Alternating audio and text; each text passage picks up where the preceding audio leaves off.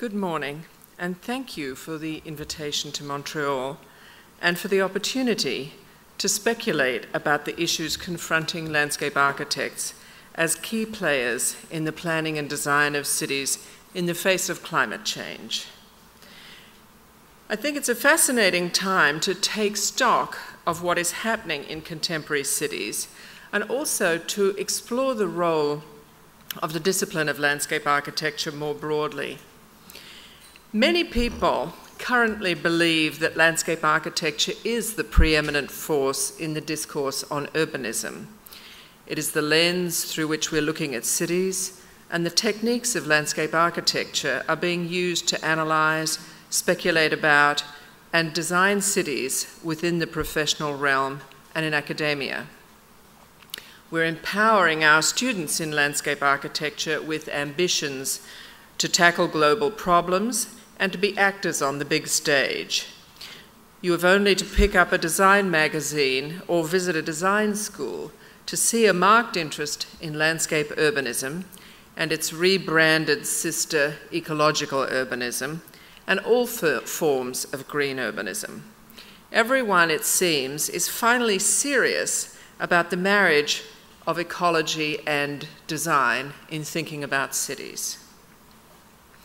We're also seeing for the first time in North America the implementation of a substantial body of work that is really addressing questions of urban sustainability. Green streets, cycle networks, urban farming, stormwater strategies, urban forestry, transit-oriented development, and the restoration of brownfields. My view of this may be skewed by my geography in New Orleans, but I also believe we're seeing a healthy resurgence of interest in social responsibility and an engagement of designers with issues of public health, the provision of healthy food, the urban landscapes of poverty, rehabilitation of toxic sites, environmental justice, and so on. In examining this phenomenon, it seems that all of these things reflect a broader cultural shift, and this has brought increasing focus on our discipline, as well as a substantial engagement in our disciplinary territory by all of the related professions, especially architects and engineers. So that for all of the positive aspects of this, as landscape architects, we're still engaged in our endless self-definition and the need to assert ourselves both professionally and publicly. And I'm going to come back later on to this question and talk some more about the means by which I believe landscape architects will develop a stronger role of leadership in the design of cities. The other major cultural shift, of course, as has been mentioned, is that we are being forced to deal with the effects of climate change. We're all seeing an increasing frequency of climate-related effects and natural disasters, storms, floods, fires, drought. I am trying very, very hard not to take this whole climate change thing personally. But Australians have a bit of a head start on climate change, as we've been living with the hole in the ozone layer for some decades now. And the combination of the lack of ozone and our outdoor culture means that this early manifestation is literally killing us because we're all dying of skin cancer. And as a result of this, since the late 1980s, we've had a very different attitude to the sun and to the provision of shade in our design for outdoor spaces. Many regions of the world will also be dealing with higher temperatures. Another example from Australia. This year they had to introduce a new colour to the weather maps, this excellent purple that you can see here, which is now used to represent a new class of high temperatures not recorded before. Often related to this, drought is no longer just for sub-Saharan Africa. My hometown of Sydney is a coastal city of about 5 million people with a warm, temperate climate, sophisticated infrastructure. It suffered such severe drought in 2006 and 2007 that everybody who lived there was placed under water restrictions. You weren't able to use irrigation, nobody could water the garden, you were not allowed to wash your car.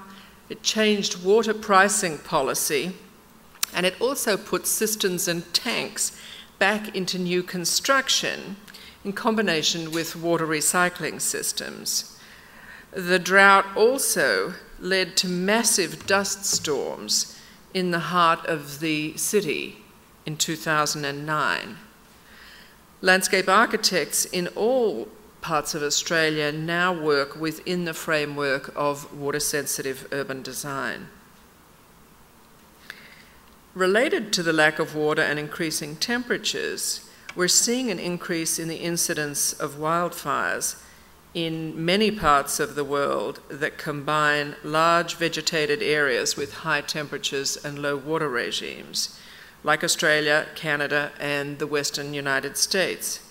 In 2012, record wildfires in the US burned an area the size of Massachusetts and Connecticut combined. I promise you there's some really terrific news coming later on. Issues of urban pollution are often aggravated by climate change and threaten our most basic resources, clean air and clean water. Traditionally, problems of the developing world, as outdated infrastructure collapses or is destroyed by natural disasters, we're seeing these issues become more prevalent in the developed world. For example, where I live in New Orleans, in the richest country on earth, in the 21st century, our supply of clean water is periodically a problem, and we can go for several days having to boil all of our drinking water. And don't get me started on storms and floods. Since I moved to New Orleans in 2004, we've personally experienced Hurricane Katrina in 2005, Gustav, 2008, and most recently Isaac in 2012.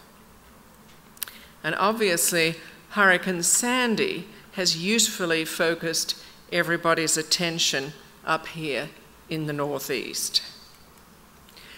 So this is a phenomenon that it's not just me, that we are all beginning to experience the effects of.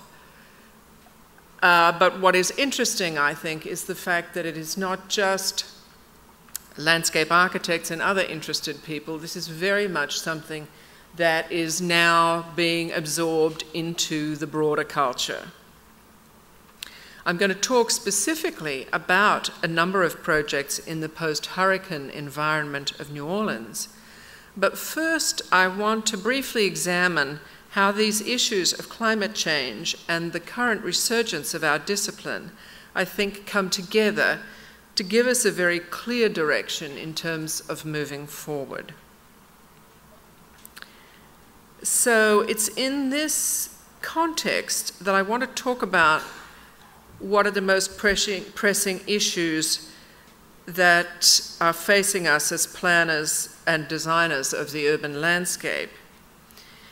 From my perspective, this is primarily about this question of how can we adopt this new challenge in terms of how we design cities to be more resilient to the issues of climate change and change more generally. And we do this in the continuing tradition of our historical concern for how to design cities and their urban landscapes to better support human life. And I want to stress, I think it's very important to remember that these are not new ideas in landscape architecture. Since the flowering of environmentalism in the 60s, we've been exploring landscape strategies for better cities. Through the pioneering work of Ian McHarg, with Design with Nature, Anne Spurn, The Granite Garden, Michael Huff, City Form and Natural Process, all getting us to think about urban environments in terms of ecosystems and natural processes. Through the work of Gary Robinette in the 1970s in measuring the environmental effects of vegetation in urban environments, the work of urbanists such as Kevin Lynch and William White, and so on and so on. So if we think about these two things, if we think about how to adapt to change, and we think about this sort of ongoing focus on urban life, I see three key areas of focus to move this agenda forward. The first relates to an idea or a sort of a focus on the need to invent concrete solutions to the environmental problems of our time. And what I mean by this is we need to see a marriage of high design thinking on the one hand with real technical understanding of how to work successfully with plants, with new and sustainable materials, with ecological processes, and new technology. In our planning and design of urban landscapes, we need to directly address the issues of climate change, of sea level rise, air and water pollution, the restoration of urban ecology and toxic sites. And so I mean that our thinking has to address the full spectrum, from creative conceptualization of strategies to really designing the technical solutions of project nuts and bolts. Because I think that historically it has been very difficult for us to bring these two things together. And I think that practitioners or academicians, projects have tended to fall more into one category of those than the other. As landscape architects, we need to collaborate with engineers, ecologists, materials scientists, architects, and other specialists to come up with the real technical solutions for these questions. It's not enough to dream up grad school solutions. It's not enough to dream up superficial imagery or catchy terminology for how we might solve these problems. We have to be able to go the next steps to really resolving real performative landscapes and making them work. Nobody else is going to do that. And again, we come back to this sort of idea of landscape architects as the great synthesizers. And I think in this instance, in the question of these very, very complex urban problems, we have the ability both to use our creativity in conceptualizing the solutions, but also as designers, we are able to work through the full spectrum of that process into successful implementation. And related to that, I think, is a sort of an ongoing preoccupation with the need for us to abandon the idea of efficiency and to embrace complexity in terms of how we approach urban systems. I think this is a long-held view in landscape architecture, which looks at urban landscapes through the complexity of ecological, social, cultural, and economic factors. However, sadly, the dominant paradigm remains an engineering-based idea of efficiency where we just need to solve single issues. And so this brings us to this new way of looking at urban infrastructure that understands that streets are not just for the efficient movement of cars, but for pedestrians and bicycles and streetcars and dogs and the delivery of goods and social life and commerce and trees and for cleaning water and so on. In the same way, urban floodways are not just for the efficient movement of water, but can be parks and sports facilities and habitat and carbon storage and improve public health and grow food, etc. I'm assuming that you all know all of this, but our job is to make this into the overwhelmingly dominant attitude, and I think the only way for this to happen is through our successful implementation of good projects. The third issue that I want to mention, which is closely related to this question of project implementation, is the issue that landscape architects have to become much more effective advocates for their work. I have become acutely conscious of this working in a part of the world that does not have a sophisticated understanding of landscape architecture or design generally and its potential, and where the scope of landscape architects is fairly limited. I believe, however, that this need for better communication is true of the discipline more broadly, and that we haven't succeeded in communicating effectively about the issues that are most important to us. Generally, we've failed to articulate the value of our work to a broad public. Now, this may seem like a strange idea at a moment when our visualization and modeling in landscape architecture are more sophisticated than they have ever been. But I think in recent decades we have been too focused on visual communication, which has been to the detriment of our broader influence. We haven't done a good enough job of talking to people in the language that they actually understand, which I think is the language of costs and benefits, and talking about measurable performance. We've relied on our gorgeously beautiful images and the mistaken idea that we will somehow use these to convince people to share our values as the means of persuading people to adopt our proposals. And in the best of all possible landscape architecture practices, this does happen occasionally. We're able to make increasingly realistic models and images of our work, and these are more and more effective in communicating design proposals, don't get me wrong. But we need to be able to much more rigorously quantify our work. It's very important for us to be able to say convincingly, this Green Street proposal will save you $2.3 million over conventionally engineered stormwater. This urban park will increase property values and tax revenue by 4%. Restoring this ecosystem will save you $250,000 in annual maintenance. Or this urban cycle strategy will reduce 1,200 car trips annually.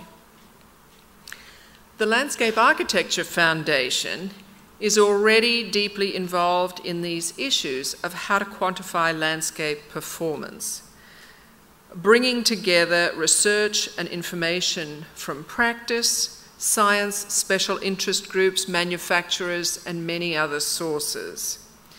And I think it's important for us to follow this lead and to find new ways in practice and in education to articulate the value of our work and to think differently about how we talk to people about it and how we represent it generally.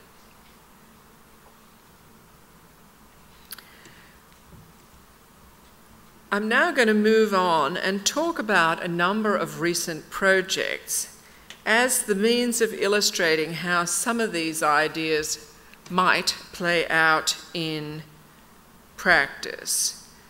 These projects operate at a range of different scales, from regional speculation about the Mississippi Delta all the way through cities and neighborhoods to the site scale of small parks and gardens. Some of this work is done through my practice in the university, and some of it through Spackman Mossop and Michaels.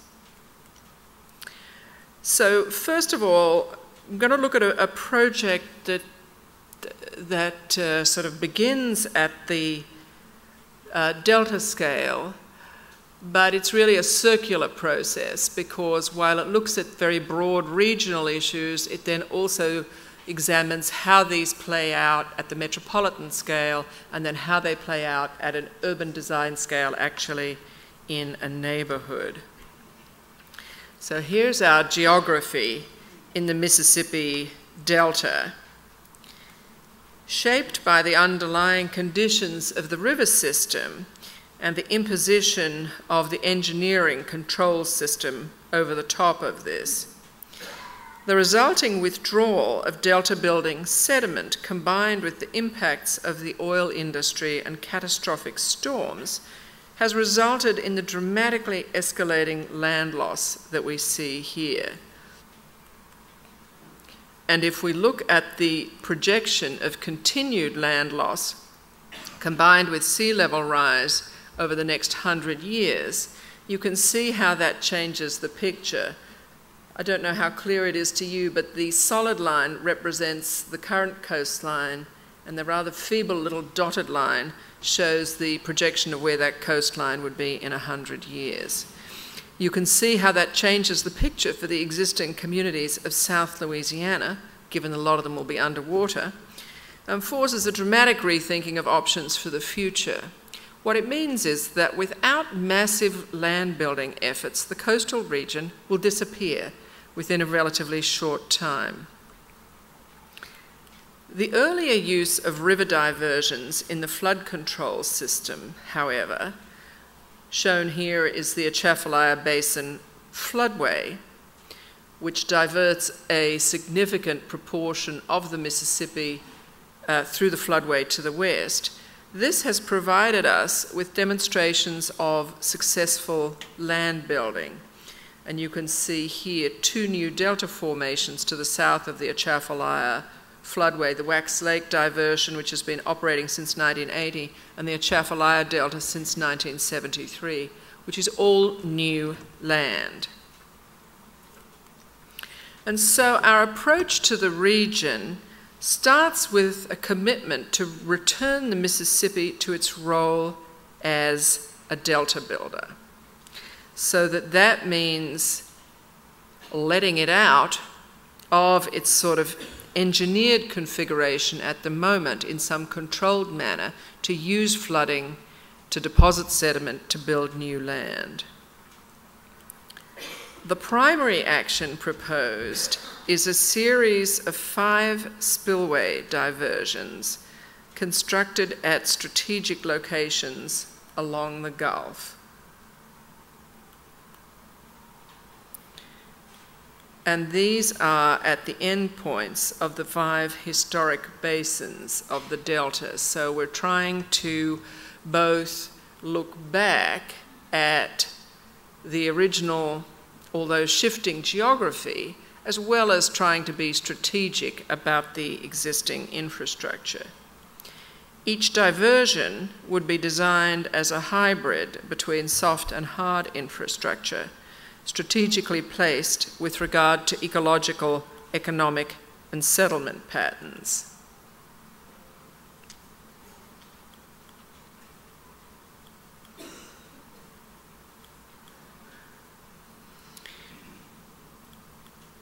And we're beginning to model this. This is looking at water volumes. The trick is that a minimum volume needs to be maintained down the existing course of the Mississippi in order to allow shipping and keep the port of New Orleans viable. But you can see here, this is a collaboration through the Coastal Sustainability Studio at LSU, clearly involving a lot of very serious engineers. Luckily, you probably can't read the numbers on this second one, but this is starting to model the deposition of sediment what happens is that the spillway gates would be periodically opened when the Mississippi is high, providing a steady pulse of sediment into these areas that over the century will build up and maintain and protect large expanses of land. So if we zoom in to look at how these issues operate at the metropolitan scale, we can see our area of focus here in the Central Wetlands Unit and the Lower Ninth Ward. If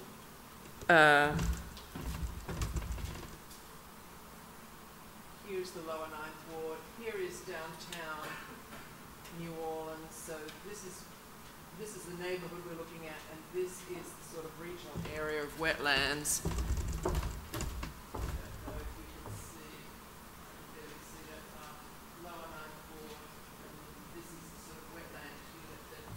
Protects it.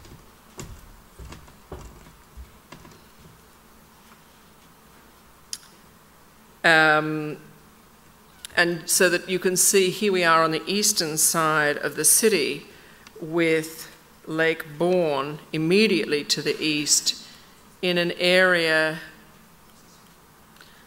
of a great vulnerability to storms, particularly because of its location in relation to major industrial shipping infrastructure.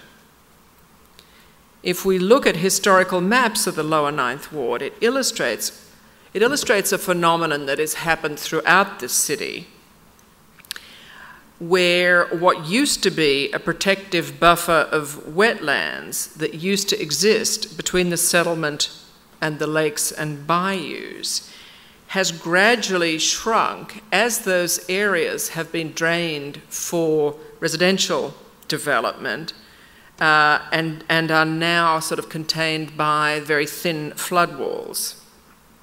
So we're just going to step back for a moment and see again the regional context. And you can see this animation here that just synthesizes a number of those issues initially here at the scale of the Delta.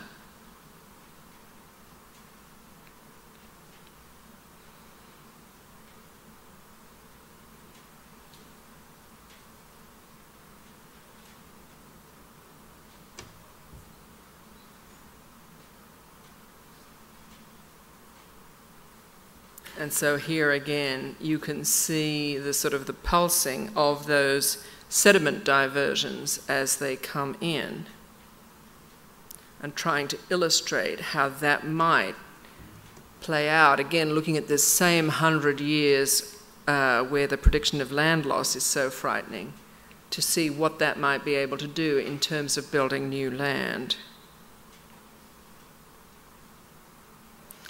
And we then zoom in and look more closely at the metropolitan scale at this wetland system immediately to the east of the city to see how a combination of different soft and hard infrastructural systems can promote the protection and restoration of the city. You can see here a number of strategies to do with rebuilding the marsh, and also how that then might relate to a slightly different urban form of development. So we end up with something that is partly marsh, partly wastewater treatment facility, partly regional park, and then neighbourhood consolidated in a more resilient form.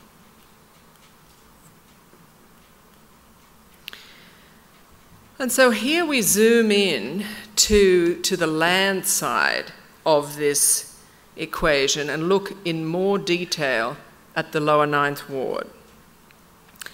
And we selected this area in part because of its prominence, but also in part because it's really quite close in to the heart of the city, and yet is suffering directly the effects of these coastal issues because of the destruction of of wetlands and natural ecosystems that formerly used to buffer the city, those coastal conditions have now moved right into the city itself.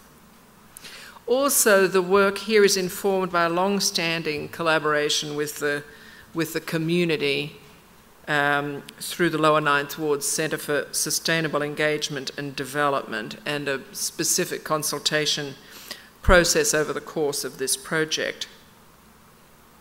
And we worked with them to establish the goals for this project. Obviously, for these goals to be achieved, the neighbourhood as we know it will have to evolve to become better integrated with natural systems and flexible to changing water levels. Its architecture will have to become more nimble, and increased open space will be needed to absorb seasonal floodwaters. Much of the Lower Ninth Ward, for example, was formerly wetlands and will need to be reimagined as a flexible, urban, protective middle zone once again. So I just want to remind you where we are. Much of the neighbourhood looks like this. Some of it looks like this.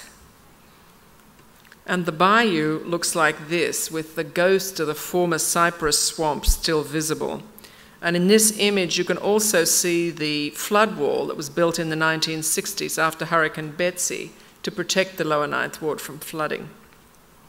Unfortunately, the wall completely disconnects the neighbourhood from its traditionally close relationship with the bayou, where residents once trapped and fished in the extensive wetland environment. And it makes an artificial delineation here between the water and the land.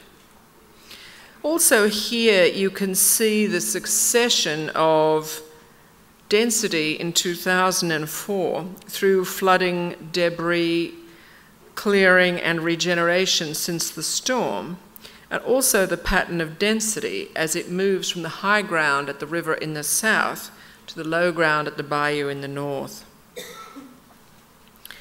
So rather than preparing yet another master plan for New Orleans, we identified key topics of speculation through consultation, research, and analysis. And from this, we developed a series of themes for our investigation.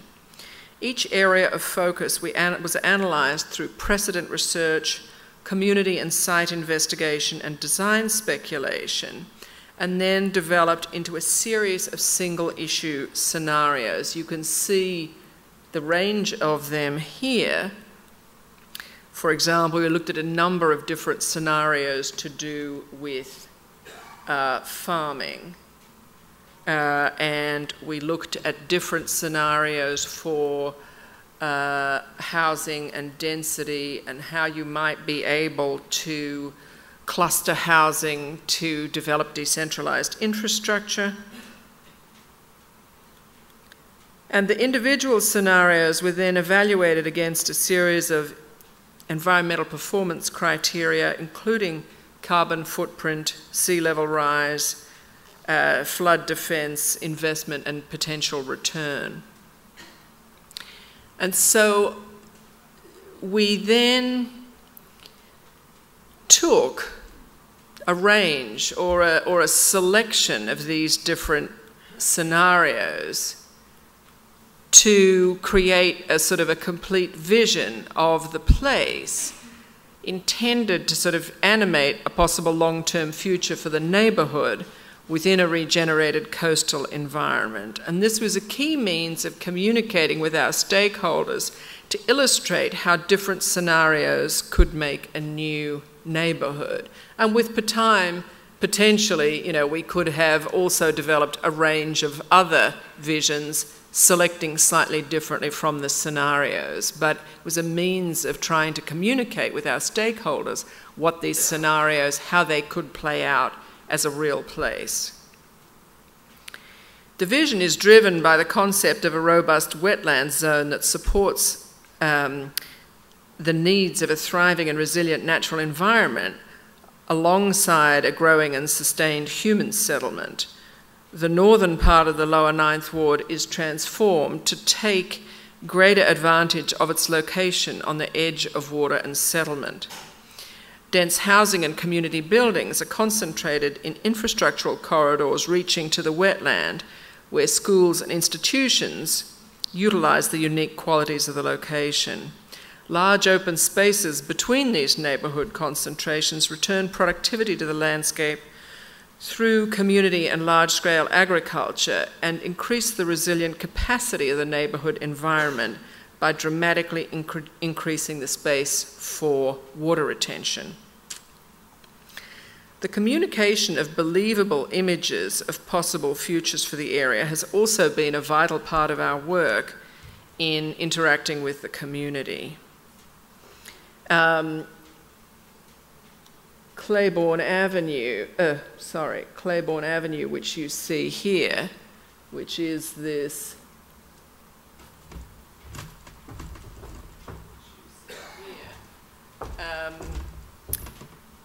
is the line that separates the neighbourhood roughly between above and below sea level. Traditionally, it separated the urban from the rural parts of the neighbourhood, and it once again takes on the role of a threshold between different types of dwelling.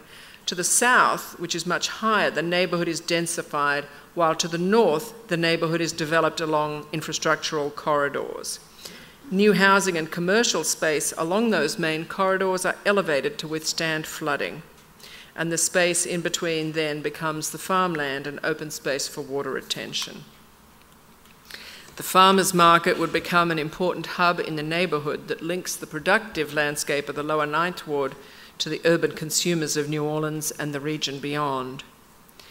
Returning the massive amounts of vacant land in the northern parts of the area to productive and resilient use is a major focus.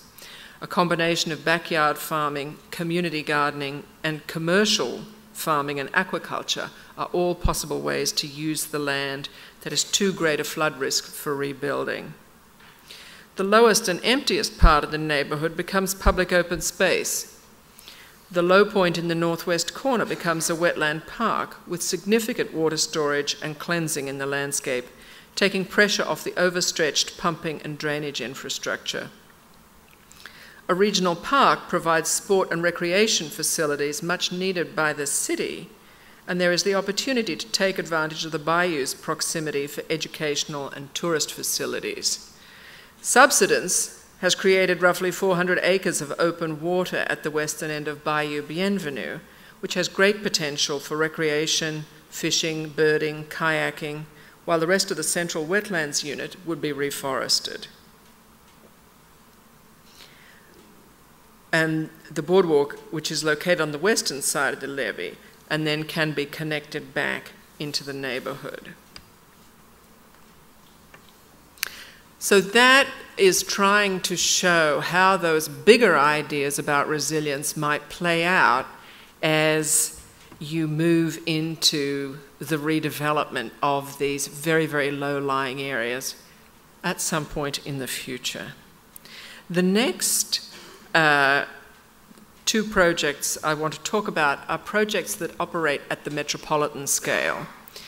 The first one of these relates to vacant land, and I've just used an image here from the lower Ninth Ward because you're so familiar with it now, which shows in light green you can see the vacant lots in that land, so that you can see this pattern again of more density on the high ground at the river, moving towards almost 95% vacancy in the north. This is a project that we did for the New Orleans Redevelopment Authority, which owns many of these vacant lots, and they're desperately, desperately trying to get rid of them. So they instituted what's called a lot next door program that you may be familiar with from other blighted cities, where they allow residents to buy the lot next door to their homes. And the program that we helped them to develop was this program called Growing Home, which is a way to try to give people incentives to turn those lots into gardens. So the project involved a series of informational materials. You can see here, these are your happy homeowners. That is typically the sort of the condition of the lot that they are looking at buying. And we developed a sort of a program of financial incentives so that depending on how you develop the garden, you could achieve up to $12,000 worth of credit from the city, which, given the value of these lots, in many instances meant you could get a free piece of land.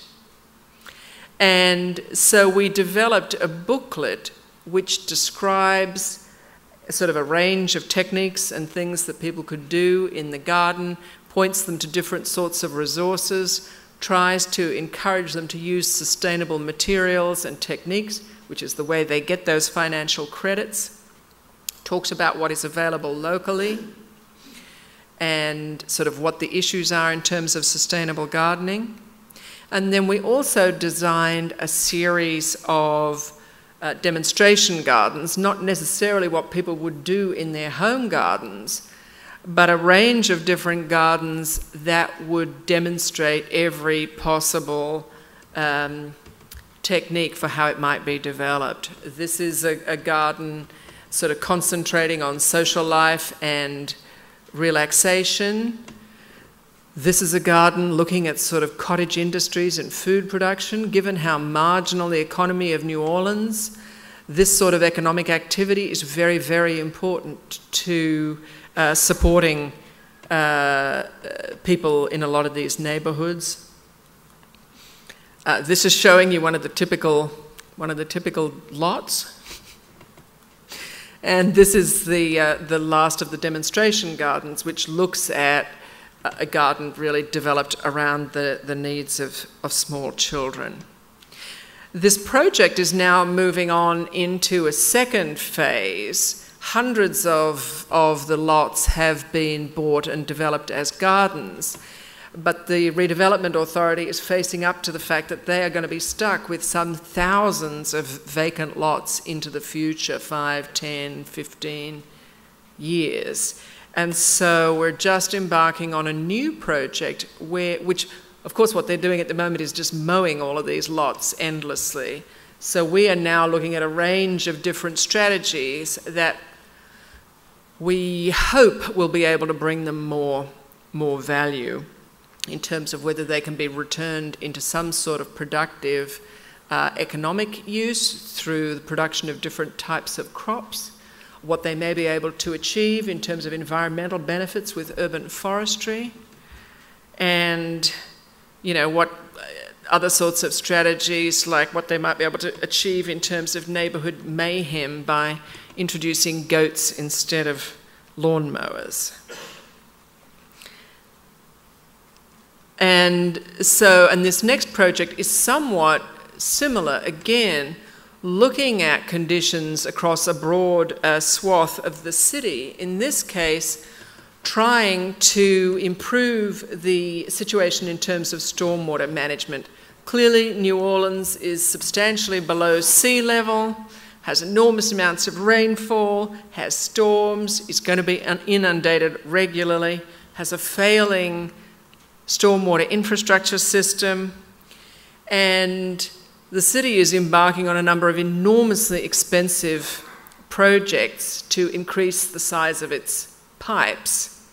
This project is sort of coming at it from the other end, which is to say, looking at all of the land that we have available, what can we do to keep water out of that stormwater system? And so it looks at, this one area on the city, what passes for a catchment, everything that drains into what we know as pump station number 1.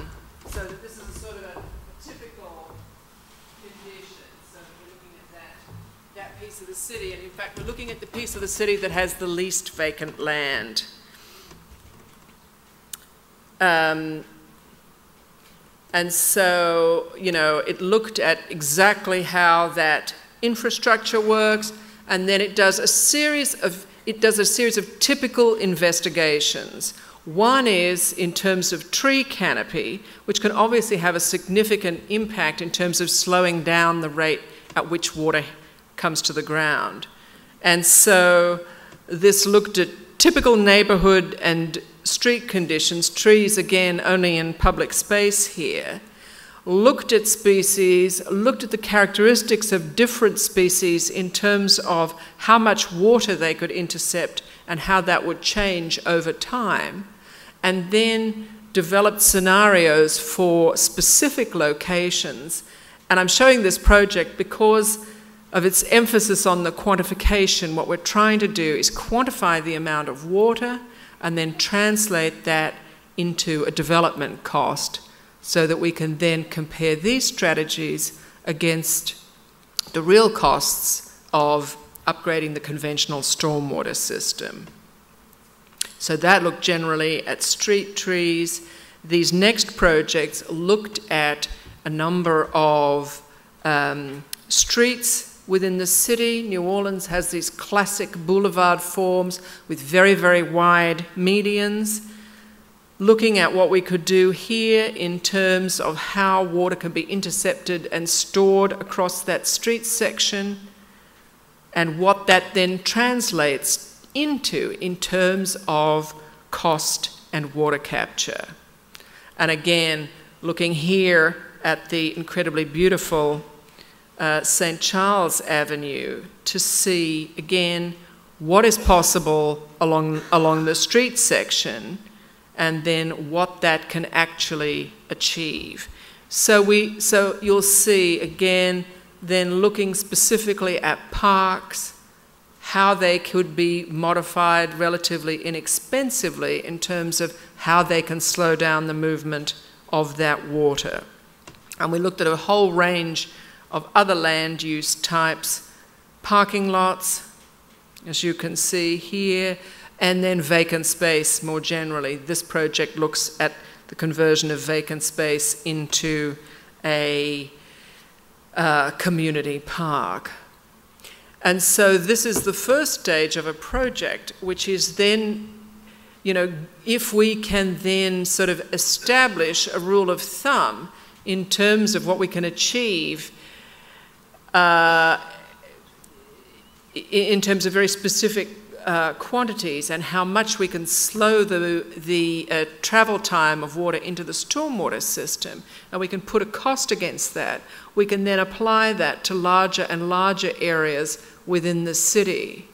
And one of the attractive things about this kind of strategy is that it's something that the City of New Orleans might actually be able to achieve, whereas the sort of plans that we are looking at now, which are the redevelopment of an entirely new drainage and canal system, just seems supremely unlikely to me in terms of ever being achieved. These next projects are more conventional in that they're smaller infrastructure projects. This is a project we're working on at the moment in downtown Baton Rouge, which I think is very typical of a lot of the urban greenway projects that we're seeing now. It involves many, many, many community meetings, and we try to always locate them in the most depressing public buildings that we can find, as you can see in the image here. Community meetings, workshops with different types of stakeholder groups, and looking at a greenway that can be used to connect a whole series of public and open spaces within the city of Baton Rouge. And the idea with this project is that it's not just about how we get cyclists through here and how we make a cycleway, but how we use the cycleway greenway project as the way to transform these public spaces through which it passes. So we use the greenway to start talking about the redevelopment of this incredibly depressing park space. And we also use it as a way to rethink the public space of these streets. Again, thinking about how we can most cost-effectively make these happen, but still as the way to transform these urban spaces. looking at, again, some of these really frightening sort of the results of the sort of infrastructure that we live with, but using the greenway, pulling the greenway through this sort of interstate wasteland as a way to begin to introduce different types of program and gradually transform those public spaces.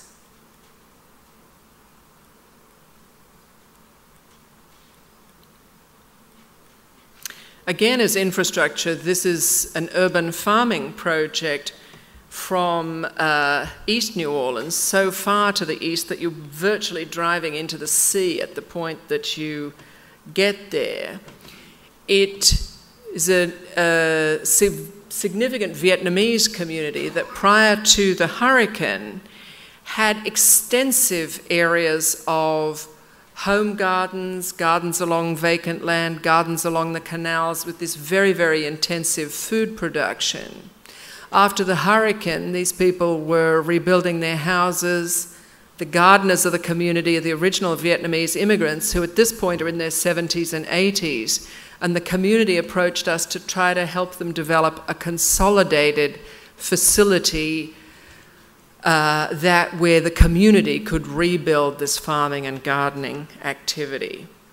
So it was originally an idea about bringing together the different generations within the community, but became a much more complex project about community gardening, about commercial farming, about a diversity of economic activity, as well as about the opportunity for people to pass knowledge from one generation to the other.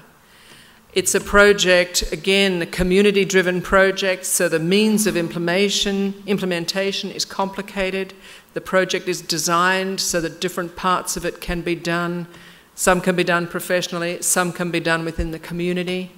It's a delicate balance between the need for irrigation and the need to make the project more resilient to flooding in this very low-lying area.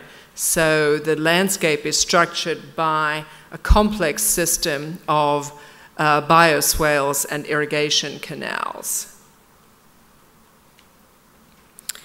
The final one of these infrastructure projects is an urban canal, Dwyer Canal, which is on the western side of the industrial canal, so immediately west of the lower Ninth Ward.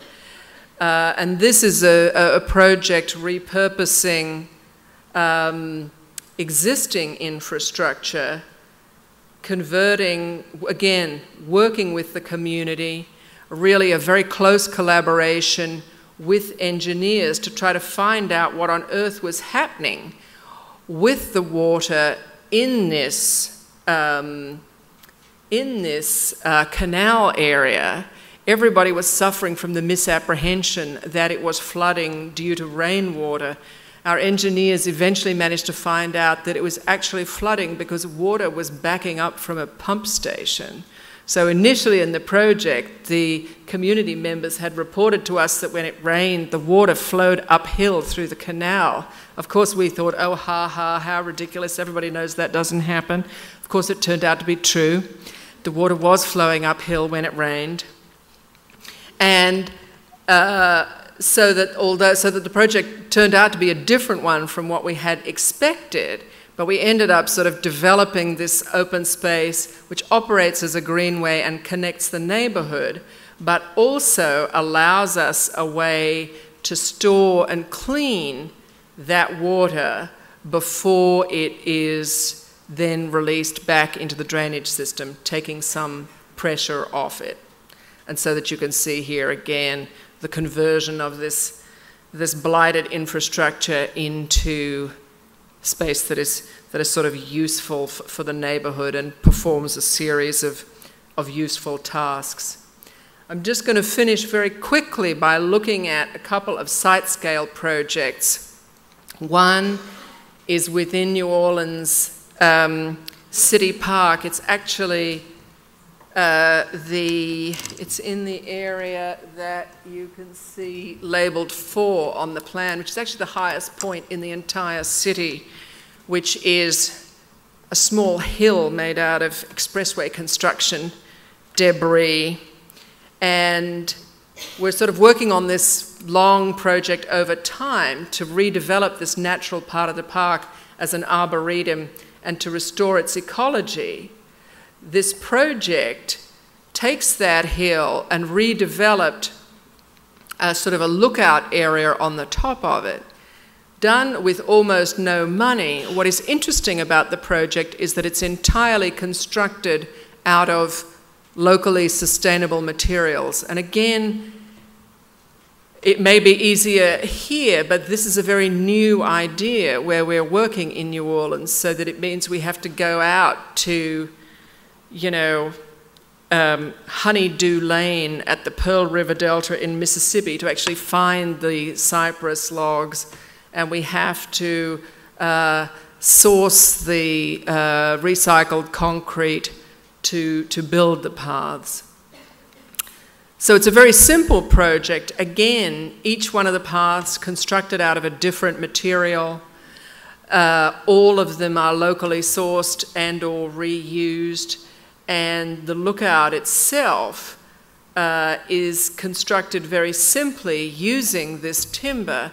But again, trying to educate our clients by using the sort of our strategies as landscape designers, both to show the value of design, but also to really enhance the experience of this very unusual topography in this city.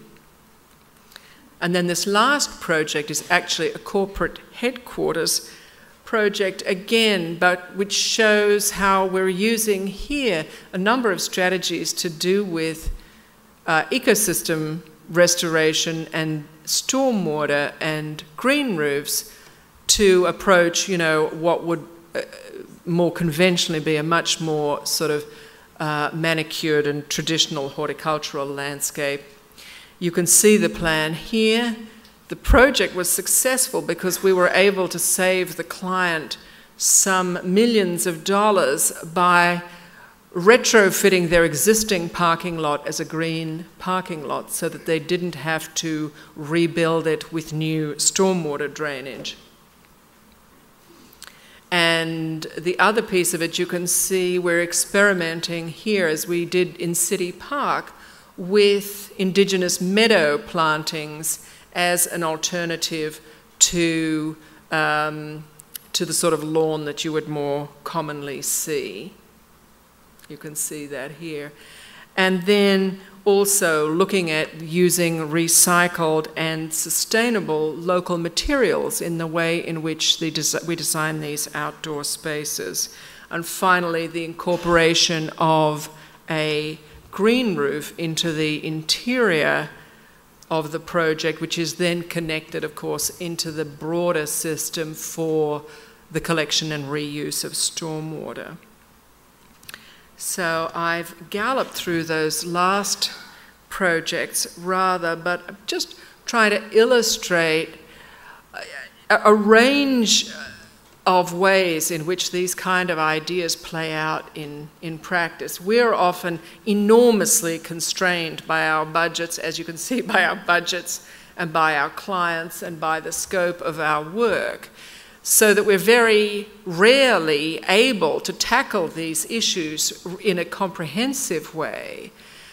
But we really try to focus on really trying to solve those problems as they fall within the scope of what we can actually do.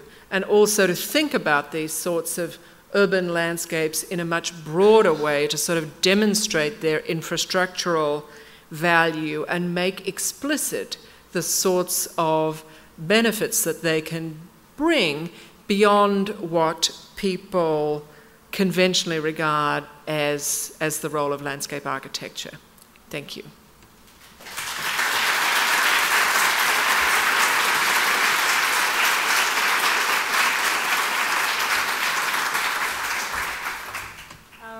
Elizabeth,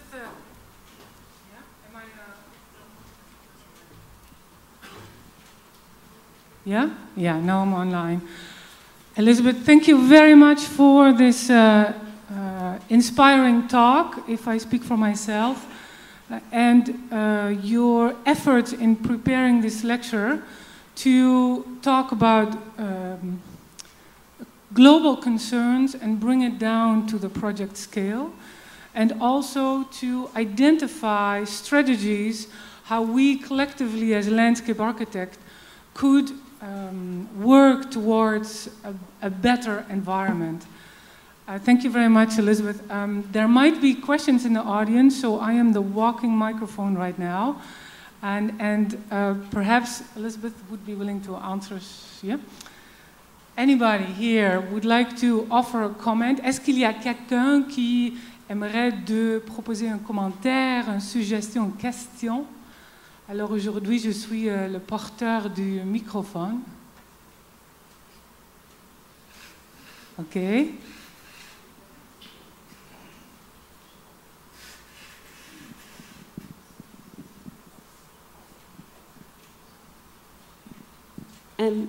Hi. I always wonder to understand, I never understand quite clearly the impact of different things. What is really big and what is just the green glasses that we put on sometimes. And for example, we sometimes spec a rain garden plus ipe wood benches. So I'm wondering if you know, if we use ipe wood from the rainforest on one hand and then we build rain gardens.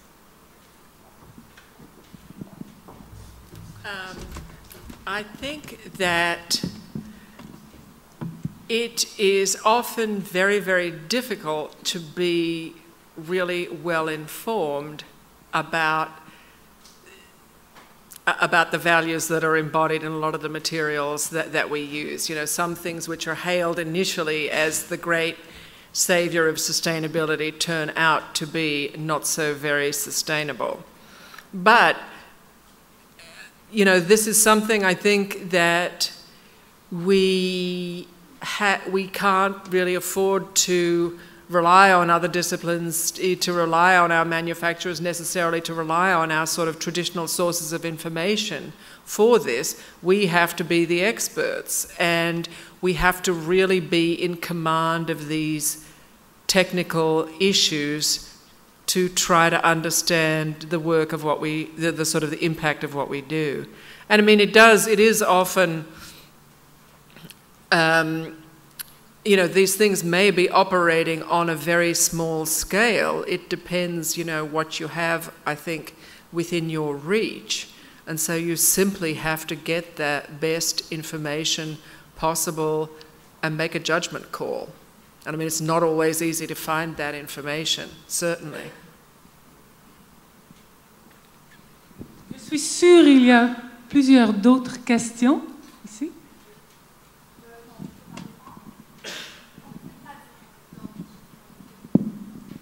Ah oui, ok, ok.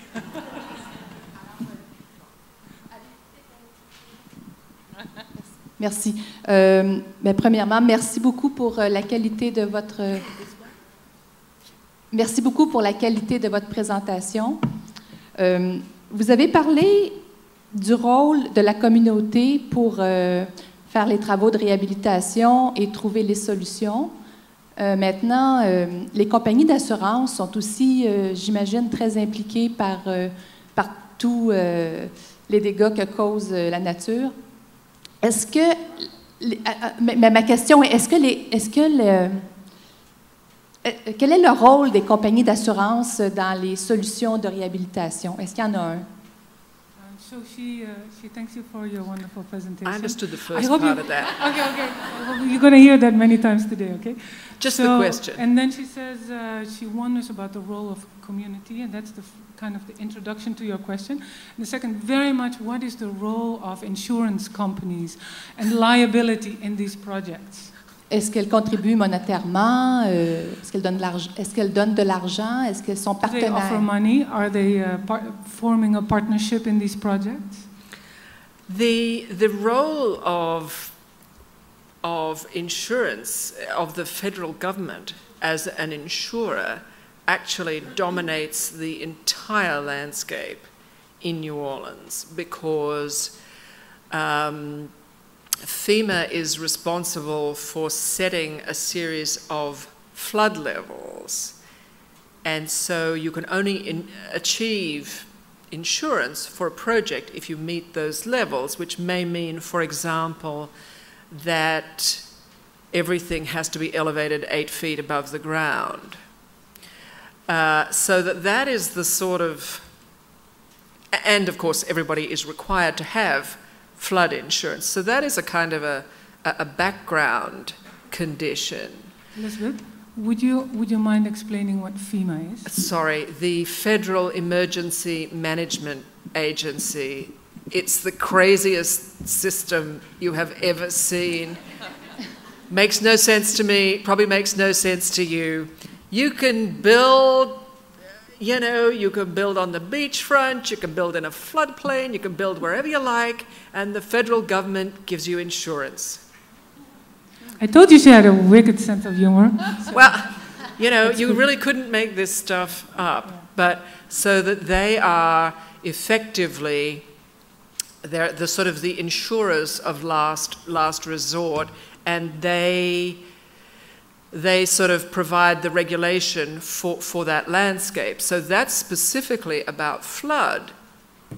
And then the sort of other issues of liability are very much the same that they probably are here, except again, it's in a more litigious environment.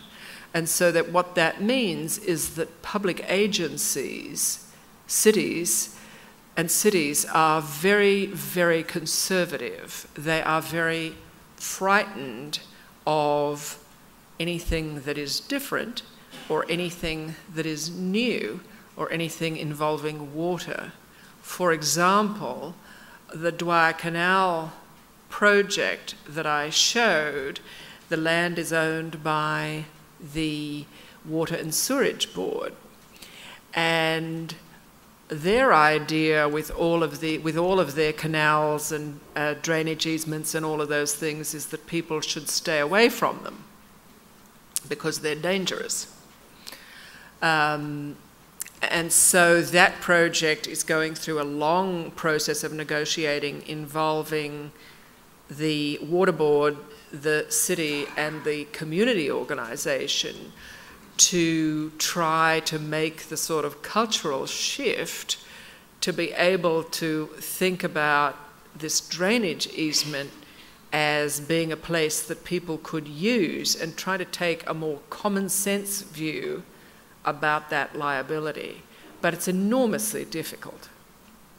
So, I mean, you know, it adds complexity to all of these things. And in fact, that's there are a number of reasons, but that is one of the reasons why that project has no standing water in it, as a way to try to dispel these fears about dangerousness. And that's partly as it relates to the water board and questions of liability, but also as it relates to community attitudes in New Orleans, where everybody is justifiably terrified of all forms of water. Did I hear you say correctly when you were talking about that project, I guess it was the Dwyer Canal, that you weren't sure that you were ever going to see that project implemented or see the day when they really will go for the canals and more sort of surface treatment of the water? Did I hear you correctly? Did you say that? That was... And then faced with that, how do you keep those ideas alive and going once your mandate is finished with whatever organization? It can get put away, or is it making a difference? Do you feel it's making a difference, the work that you're showing and ideas you're bringing up? It's a difficult question. The answer to that really depends more sort of on what day it is. It is an enormously difficult environment in which to get things implemented. That Dwyer Canal project, in fact, is going forward. Of course, we're no longer involved because it was a public tender process. So in spite of the fact that we invented the project and got the grant money to fund its development and worked with the community for 4 years, we have no role in its further development, and it's gone to a big engineering firm to develop. So I don't know what its final form will be. I have to say the community are incredibly feisty. And one of the interesting things is about that project, it had a very long consultation process. But what happened, one of the things we really learnt out of that, what really empowered that community was working with the engineers. We worked with a firm of engineers from St. Louis called Intuition and Logic. You can tell already they're an unusual firm, very creative firm, and they were the people who discovered how the water flowed uphill and did the research in an environment where, trust me, nobody in the city knows how that drainage works. But what empowered the community, and when we started that project, what they wanted to do was cover over the ditch and put a little brick path down the middle of that open space. What allowed us to change that, of course, we wanted to make, you know, rushing torrents and waterfalls and all of that kind of thing, so everybody changed their position. But how we ended up talking to the community about it was through the technicalities of the numbers and of the engineering, and that's what empowered them. And they now know more about how that drainage system works, and they can talk about it in terms of pipe sizes and cubic feet per second and all of that sort of thing in a way that's absolutely terrifying to both the city and the water board. It is a very frustrating environment, but on a good day, I think we are changing the sort of broader discourse about these things. For example, the project about those river diversions, when we started that, everybody was saying, oh, lady, that's crazy talk. You know, what, you're going to move the Mississippi River? But, you know, a lot of it is about helping people to understand these issues, which is why I think these three-dimensional visualizations are so important. Now the sort of the question about river diversions and how to build land, nothing is happening, but it is definitely part of the conversation. And what is happening in that environment is, as it relates to the Mississippi River diversions, the Environmental Defense Fund, a huge non-profit, and the Van Allen Institute for Public Space are currently developing a massive, very well-funded public competition to sort of investigate the questions of diversions and river navigation in that area. And again, that is going to change, you know, that's going to move the goalposts again. But it really is, in many ways, the sort of the coalface for landscape architecture. But I guess we see enough change that for now, anyway, sort of keeps us coming back to try that. And again, also because my practice is between professional practice and the university, I do have an outlet for some of these bigger ideas and bigger investigations, and a vehicle for forcing people to listen to me talk about it. Thank you.